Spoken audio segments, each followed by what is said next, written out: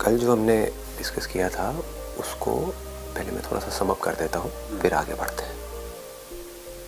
जनक जी ने कुछ सवाल पूछे थे अष्टावक्र जी से कि ज्ञान प्राप्ति कैसे होती है, उसका क्या उपाय है, मेरी मुक्ति किस प्रकार होगी।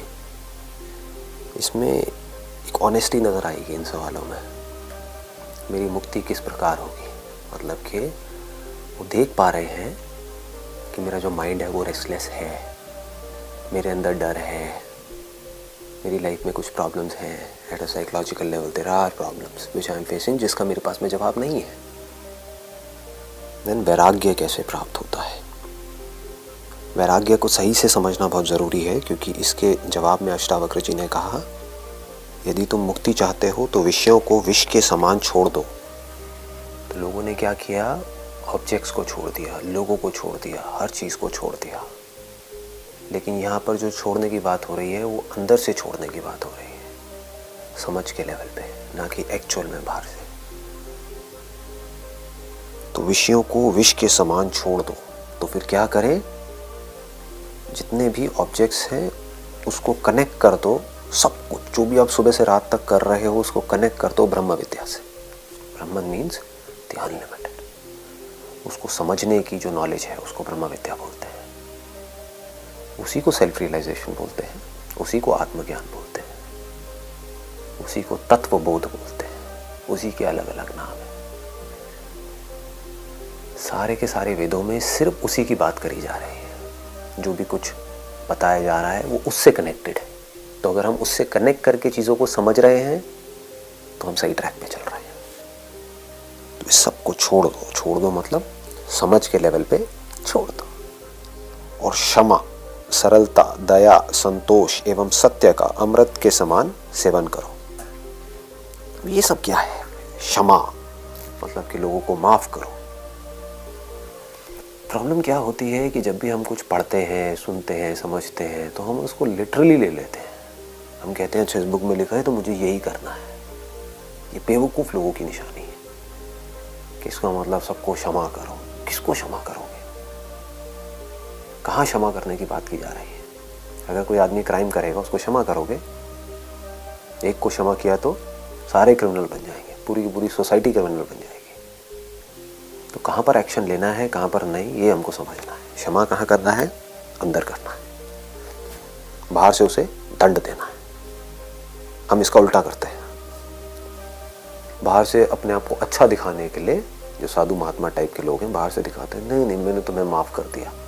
लोग भी, साधु महात्मा ही क्या और लोग भी मन ही मन उसके बारे में उल्टा सोच रहे हैं सामने वाले के बारे में, और मुंह पर हंस करके उससे बात कर रहे हैं। दिखावा।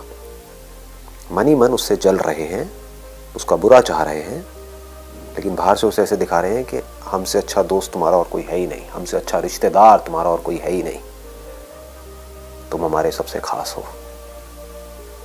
ये करप्ट लोग हैं।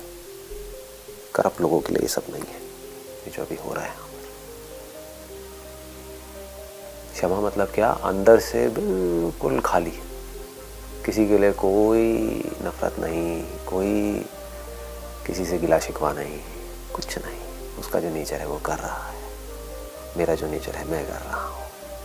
वो अगर कुछ ऐसा करेगा जो सबके लिए खतरा होगा या आगे जा कर के एक बड़ी प्रॉब्लम क्रिएट होने वाली है, तो I have to take action no matter what. तो बाहर से मुझे बहुत ही स्ट्रांग रहना होगा, अंदर से बिल्कुल मोम की तरह पिघले हुए, अंदर से कुछ भी नहीं है। गिला शिकवा रखने से क्या होगा? अब ये ब्रह्म विद्या से कैसे कनेक्टेड है? अगर माफ़ नहीं करोगे तो ज़िंदगी भर रोते रहो, सोचते रहो उसने मेरे साथ में ऐसा किया, वैसा किया, ये किया, वो किया। तो आप सुनोगे कैसे? मैं बोल रहा हूँ, सुनोगे कैसे? जो लिखा हुआ है उसको पढ़ोगे कैसे? वो आपके अंदर जाएगा कैसे? आप तो अपने दुश्मन के बारे में ही सोच रहे हो ना। वहाँ से फुर्सत मिलेगी तभी तो देखोगे कि क्या सही हो सकता है। सबके साथ बहुत कुछ गलत हुआ है, सब छोड़ दो, कुछ नहीं पड़ा उसमें। अंदर अंदर से, बाहर से जो सही है, जो आपको सही लगता है वो करते जाओ। सरलता मतलब बिल्कुल सिंपल, एब्सोल्युटली सिंपल। चीज़ों को सिंपल रखो। Do not complicate things in your mind. वो सिंपल रखो, जो चीज़ जैसी है उसको वैसी देखो। हम अपने माइंड में बहुत तरह की कॉम्प्लेक्सिटीज क्रिएट कर देते हैं, फिर खुद ही उसमें जा करके फंस जाते हैं। गुस्सा आ रहा होता है लेकिन बोलते हैं कि नहीं मुझे गुस्सा नहीं आ रहा है, मुझे गुस्सा नहीं आ सकता है, मैं तो बहुत स्पिरिचुअल हूँ, मुझे गुस्सा नहीं आना चाहिए। ये हम क्या कर रहे हैं, चीज़ों को कॉम्प्लिकेट कर रहे हैं। गुस्सा आ रहा है, ठीक है आ रहा है, इसका मतलब क्या है, इस बॉडी माइंड के अंदर कोई कमी है। हाँ है, सिंपल हो गया ना। हम क्या करेंगे, नहीं नहीं इसमें कैसे कमी हो सकती है, ये बंदा तो एनलाइटेंड है, ये बंदा तो इतने टाइम से स्पिरिचुअल पता नहीं क्या क्या सुन रहा है, इसे गुस्सा कैसे आ सकता है, क्यों ये औरों से अलग है क्या, इसकी बॉडी औरों से अलग है क्या। इस पर अगर कोई जलता हुआ लोहे का कुछ आप लगाओगे इसके हाथ पे तो जलेगा नहीं क्या ये अगर आसमान से गिरेगा तो नीचे नहीं आएगा, क्या लगे। इसके सामने कुछ ऐसा होगा जो इसको पसंद नहीं है तो क्या इसको गुस्सा नहीं आएगा, आएगा ना। तो जब आप इस तरीके से देखते हो तो चीज़ें सिंप्लीफाइड हो जाती हैं। अब you are not unnecessarily complicating things. गुस्सा मेरा पार्ट है, इस बॉडी माइंड का पार्ट है। ये सिर्फ इंसानों में नहीं, जानवरों में भी है। जानवरों के बच्चों को आप अटैक करोगे तो उनको गुस्सा आएगा, उनकी हार्ट बीट तेज होगी, वो आपके ऊपर पलट करके अटैक करेंगे, आना भी चाहिए। गलत क्या है, ये थोड़ी बैठ करके तमाशा देखो। तो ये होता है सिंपल रखना चीज़ों को, यहाँ पर कोई कॉम्प्लिकेशन है ही नहीं। गुस्सा भी मेरा पार्ट है, मेरे अंदर जितनी बुराइयां हैं वो भी मेरा पार्ट है, रहती है रहने दो, तो उसमें से कुछ जाती है जाने दो, तो आप सिंपल हो गए, सरल हो गए। Otherwise you are always struggling. मेरे अंदर वायलेंस है लेकिन वायलेंस नहीं होना चाहिए, लड़ते रहो, उस वायलेंस के आने से और वायलेंस अंदर क्रिएट होगा।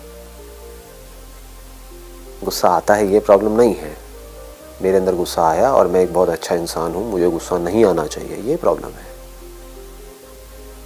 यहाँ से साइकिल क्रिएट हो रही है ऑफ एक्शन एंड रिएक्शन। गुस्सा आया और चला गया, कोई प्रॉब्लम नहीं है। गुस्सा नहीं आना चाहिए, इस बात पे मुझे गुस्सा आ रहा है, ये गुस्से को एग्रावेट कर रहा है। अब जो गुस्से का कॉज है मैं उसको नहीं देख रहा, अब मुझे इस बात पे गुस्सा आ रहा है कि मुझे गुस्सा क्यों आया। मुझे गुस्सा नहीं आना चाहिए, वो कभी हो नहीं सकता, क्योंकि जिस वजह से गुस्सा आया वो कॉज वहीं का वहीं पड़ा है, उसको मैं नहीं देख रहा हूँ।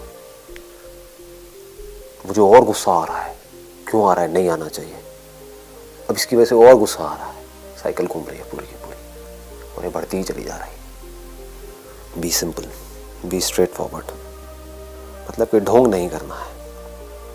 क्षमा, सरलता, दया, ये दया क्या है। तो अगर बाहर से आपको किसी को मारना भी पड़ रहा है, आप मार रहे हो, लेकिन अंदर से दिल आपका बिल्कुल सॉफ्ट है, बाहर से बॉडी हार्ड है, एक्शन बड़े लेवल पे हो रहा है, बाहर से मारकाट चल रही है, तो आप दयालु हो, दिल आपका पिघला हुआ है, उसमें आप खुद को देख रहे हो, इसको दया बोलते हैं। संतोष मीन्स कंटेंटमेंट, इसको बोलते हैं कि इससे बड़ी कोई और वेल्थ नहीं है। If you are satisfied with what is, इस दुनिया की प्रॉब्लम क्या है अगर एक लाइन में बोला जाए कि जो है वो किसी को नहीं चाहिए, बस जो नहीं है उसके पीछे जा रहे हैं, जो है वो कम है और चाहिए, ये सब ट्रैप है। जो भी है जैसा भी है इस दुनिया में, अच्छा बुरा, वो सबसे आप पूरी तरह से सेटिस्फाइड हो इंटरनली।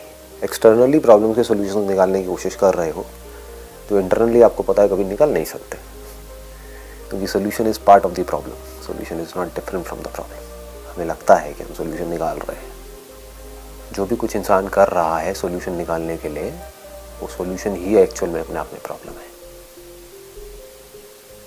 क्योंकि वो सॉल्यूशन निकाल रहा है अपनी लिमिटेड थिंकिंग के अकॉर्डिंग, उसकी लिमिटेड सोच है, not by taking the whole into account. Just looks at a part and tries to find out a solution from his own point of view. और कैसे निकालेगा, जो मेरे लिए सही है, उसके हिसाब से मैं सोल्यूशन निकाल रहा हूँ, उसका औरों के ऊपर गलत असर होगा, वहाँ से एक रिएक्शन शुरू होगा, पूरा का पूरा जो स्ट्रक्चर है वो कॉम्प्लिकेटेड हो जाएगा। यही हो रहा है। तो इंटरनली आप पूरी तरह से सेटिस्फाइड हो सबसे, कुछ भी हो रहा है फर्क नहीं पड़ता, पार्ट ऑफ लाइफ। चाहे इस नेचर में कुछ सही गलत हो रहा है, चाहे जो इंसान कर रहा है उसमें कुछ सही गलत हो रहा है, पार्ट ऑफ लाइफ है। संतोष एवं सत्य का अमृत के समान सेवन करो। सत्य का मतलब के सत्य बोलना है, सच बोलना है।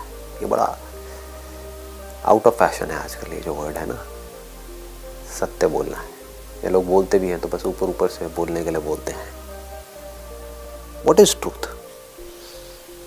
What is truth? जो हमें सच लग रहा है वो सच है, या जो सच है वो सच है?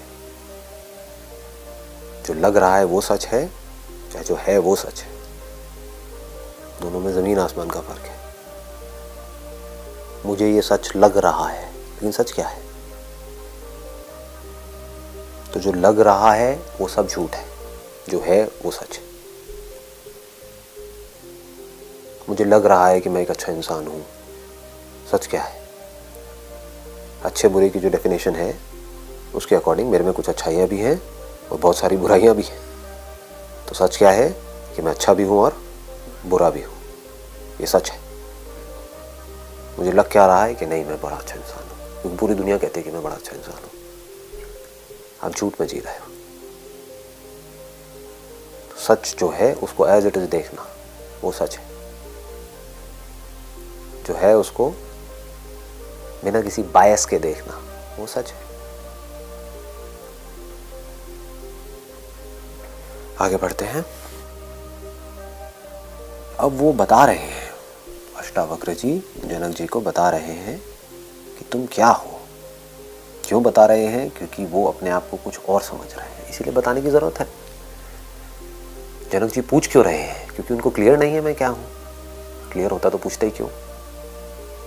तो वो जो खुद को समझ रहे हैं, अष्टावक्र जी ने उस सब को एक एक करके नकार दिया कि तुम ये भी नहीं हो, ये भी नहीं हो, ये भी नहीं हो। तुम ना पृथ्वी हो, ना जल हो, ना अग्नि हो, ना वायु हो, और ना ही आकाश हो। मुक्ति के लिए तुम अपने आप को इन सब का चित्त स्वरूप साक्षी समझो। मतलब तुम ना पृथ्वी हो। क्या हमारी बॉडी पृथ्वी की नहीं बनी है? हाँ, तो इसका मतलब क्या है? इम्प्लाइड क्या है?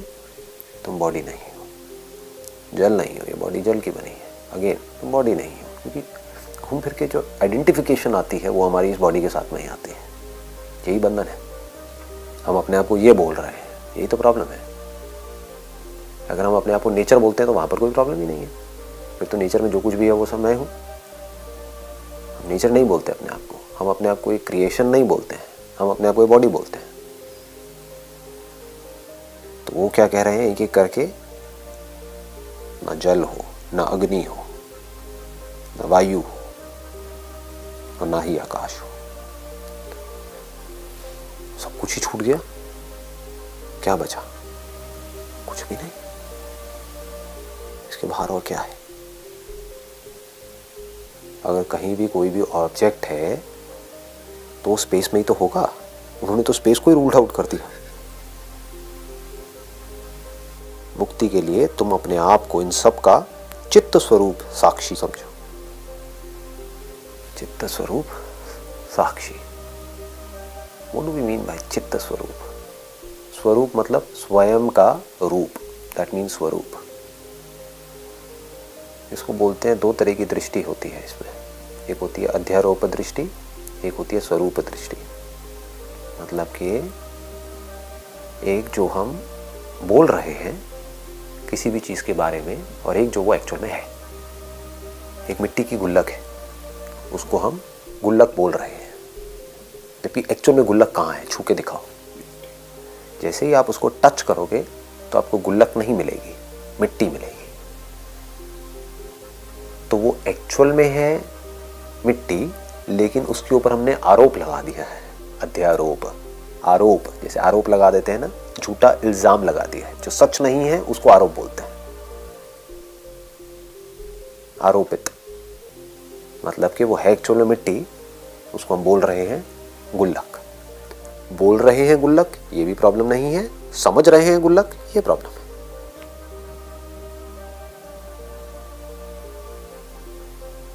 ट्रांजैक्शन के लिए हम बोल रहे हैं कि गुल्लक है, हाँ क्या दिक्कत है, इसकी जो फॉर्म है वो गुल्लक है। तो तुम अपने आप को इन सब का चित्त स्वरूप साक्षी समझो। व्हाट इज चित्त? स्वरूप का मतलब तो हमको समझ आता है। चित्त स्वरूप मतलब ये सब जो कुछ भी है, पृथ्वी है, जल है, अग्नि है, वायु है, आकाश है, और इस सब में जो कुछ भी है वो सब का जो स्वरूप है। जैसे अगर ये सब एक घड़े के जैसा है तो उस घड़े का स्वरूप क्या है? मिट्टी है। इन सब का चित्त स्वरूप साक्षी समझो। चित्त स्वरूप मतलब चित्त मीन्स कॉन्शियसनेस, अवेयरनेस, लाइफ। मतलब वो क्या कह रहे हैं, इस सब का जो स्वरूप है, धरती का भी, जल का भी, अग्नि का भी, वायु का भी, आकाश का भी, मतलब कि वो जो एक्चुअल में है। धरती का एक्चुअल स्वरूप क्या है अगर वायु नहीं है तो? अगर एक लेवल तक हम जाए तो वायु का स्वरूप एक्चुअल में क्या है अगर आकाश नहीं है तो उसका भी जो एक्चुअल में जो स्वरूप है, जो आकाश एक्चुअल में है, वो नहीं जो दिख रहा है स्पेस, क्योंकि ये तो कम ज़्यादा दिखता है इंस्ट्रूमेंट्स के अकॉर्डिंग। कभी स्पेस कम दिखता है, कभी ज़्यादा दिखता है, दिस इज रिलेटिव। जो एक्चुअल में इसका जो स्वरूप है दैट इज चित्त, मतलब कि कॉन्शियसनेस। मतलब कि जो कॉन्शियसनेस है वो सिर्फ लिविंग बीइंग्स में नहीं है, वो सब में है। धरती में भी है, जल में भी है, अग्नि में भी है, वायु में भी है, आकाश में भी है। ऐसा कुछ नहीं है इस पूरी क्रिएशन में जिसमें लाइफ ना हो, क्योंकि इस सब का स्वरूप क्या है? स्वरूप मतलब इसको अगर सटलेस्ट वे में देखोगे तो वो क्या है? That is consciousness, that is life. तो सब में लाइफ है। कहीं ये लाइफ मैनिफेस्ट हो जाती है कंडीशंस की वजह से, कहीं नहीं होती है। जहाँ हो जाती है उसको हम लिविंग बोल देते हैं, जहाँ भी नहीं हुई है उसको हम नॉन लिविंग बोल देते हैं। इन सब का चित्त स्वरूप साक्षी समझो। What does Sakshi means? Sakshi does not mean मियर observation, जो लोग समझते हैं कि मैं देख रहा हूँ ये साक्षी है। हाँ जी, साक्षी मीन्स वो जो विटनेस है। विटनेस मतलब कौन? वो जो सिर्फ होता है, कुछ करता नहीं है, वो सिर्फ होता है। जैसे कि इस रूम में जो कुछ भी हो रहा है उसका विटनेस कौन है? स्पेस है। रूम बन गया, मिट गया, उसमें से चेयर्स आ गई, चली गई, चेयर को हमने तोड़ दिया, जोड़ दिया, व्हाटएवर इट इज। स्पेस के ऊपर उस सबका क्या असर हो रहा है? तो स्पेस कौन है? साक्षी। इस बिल्डिंग के बनने से पहले भी यहाँ पर स्पेस था, अभी भी स्पेस है, बाद में भी स्पेस रहेगा। तो स्पेस क्या हुआ इस कॉन्टेक्स्ट में? साक्षी हुआ। आपने आँख खोली, आपको स्पेस दिखने लग गया। आँख बंद करी, स्पेस दिखना बंद हो गया।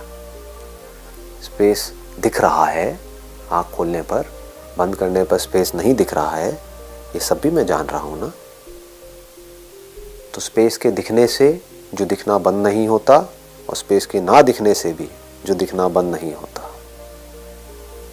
वो साक्षी है। दिखना is again a wrong word यहाँ पर। टेक्निकली अगर एक्यूरेटली हम देखें तो जो देखना बंद नहीं करता, दैट इज चित्त, दैट इज साक्षी। देखना जिसका कि बेसिक नेचर है, होना जिसका कि बेसिक नेचर है। स्पेस दिख रहा है, वो जानता है। स्पेस नहीं दिख रहा है आंखों के बंद करने पर, वो जानता है। सपना आया, वो देख रहा है। सपना नहीं है, वो देख रहा है। गहरी नींद आई, वो देख रहा है। लेकिन गहरी नींद में कुछ दिख नहीं रहा है, तो कोई रिकॉर्डिंग नहीं हो रही है, कोई मेमोरी नहीं है। बट फिर गहरी नींद से बाहर आया, तब भी वो देख रहा है। उसको ये भी पता है कि अभी कुछ दिख रहा है। उसको ये भी पता है कि सपना दिखा था। उसको ये भी पता है कि बीच में ऐसा भी एक टाइम था जब कुछ नहीं दिखा था।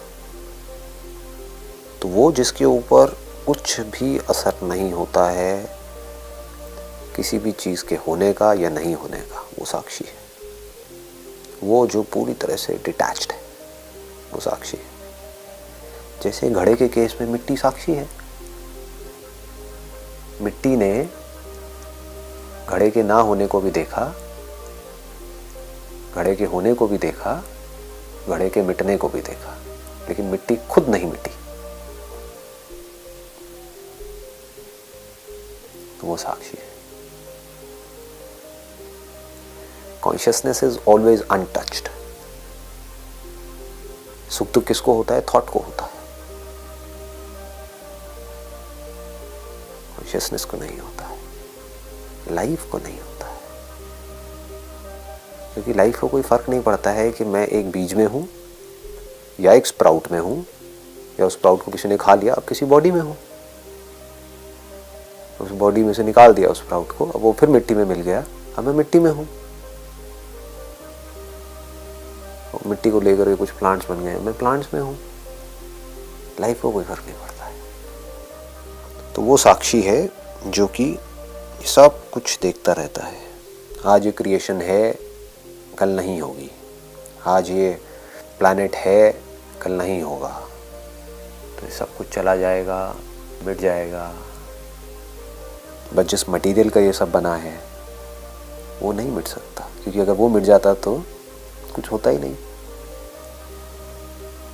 ये जो पूरी की पूरी क्रिएशन है, अगर इसका कोई मटेरियल नहीं होता, कोई सब्सटेंस नहीं होता, तो ये क्रिएशन भी नहीं होती।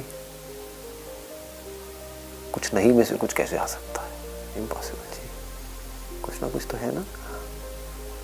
तो ऊपर ऊपर से चीज़ें बनती रहती हैं, मिटती रहती हैं, लेकिन जो मटेरियल है वो नहीं मिटता। अब तो अगर ये मटेरियल मुझसे अलग होता तो मुझे क्या फ़र्क पड़ता है? मुझे इस ब्रह्म विद्या का क्या करना है? ये सब बेकार है मेरे लिए।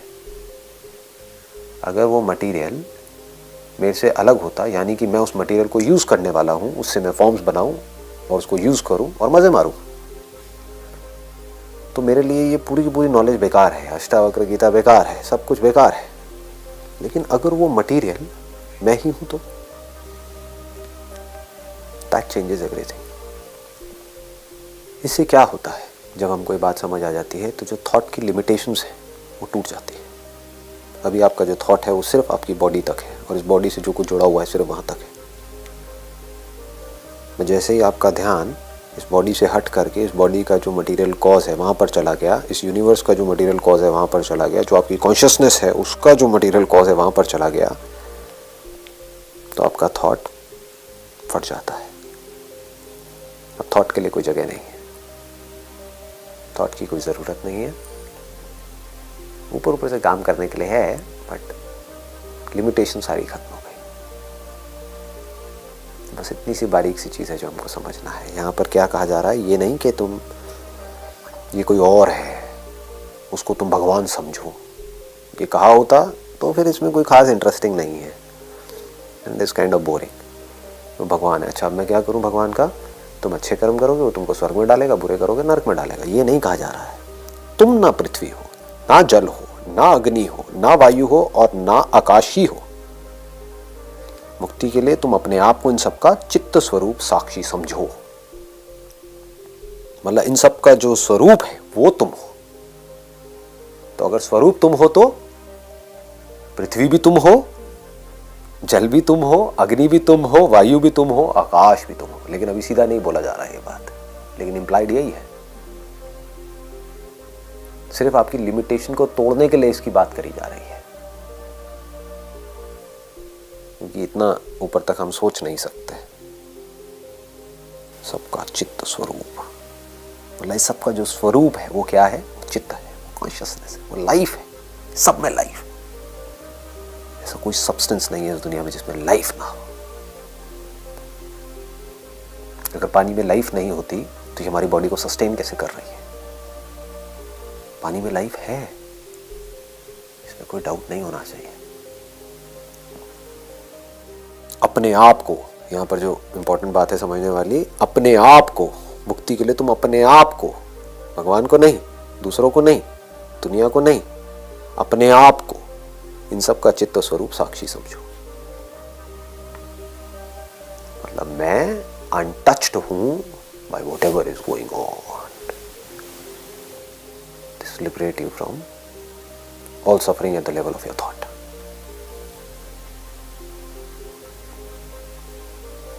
बाकी कल देखेंगे. चलिए जी.